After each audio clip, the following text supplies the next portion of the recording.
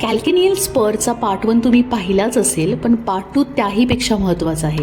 कारण आज मी सांगणार आहे ऑपरेशनची गरज नेमकी कुणाला लागते आणि ती कशी ओळखायची, आणि घरच्या घरी कोणत्या 5 रेड फ्लॅग्स पाहून तुम्ही डॉक्टरकडे जायचं. अशीच एव्हिडन्स बेस्ड माहिती हवी असेल तर माझ्या चॅनलला लाईक, शेअर आणि सबस्क्राईब करायला विसरू नका. आता आपण घरच्या घरी ओळखण्याच्या 5 क्लिनिकल रेड फ्लॅग्स पाहू. नंबर 1, पर्सिस्टंट रिफ्रॅक्टरी पेन म्हणजे काय, तर जर 6 ते 12 महिने योग्य औषधं, स्ट्रेचिंग आणि योग्य फुटवेअर आणि इतर उपचार करूनही वेदना कायम असतील किंवा वाढत असतील. दुसरं, फंक्शनल लिमिटेशन. जर चालणं, जिने चढणं, 10 ते 15 मिनिटं उभं राहणं किंवा रोजची कामं करणं सुद्धा कठीण होत असतील. तिसरं, ॲनाल्जेसिक फेलियर म्हणजे वारंवार पेन किलर घ्यावे लागत असतील आणि तरीही आराम मिळत नसेल तर.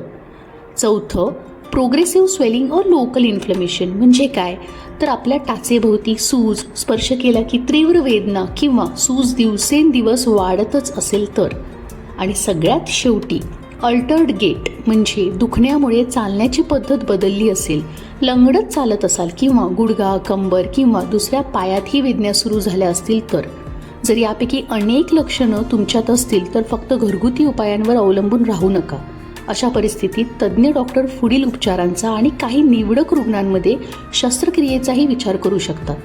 मात्र कॅल्केनियन स्परमध्ये शस्त्रक्रिया हा शेवटचाच उपाय ठरतो.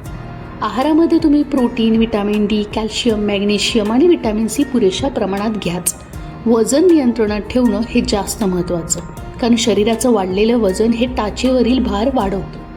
पुन्हा भेटू अशाच एका नवीन आजाराबद्दल वैज्ञानिक आणि सोप्या भाषेत माहिती घेऊन. तोपर्यंत निरोगी राहा आणि जागरूक राहा.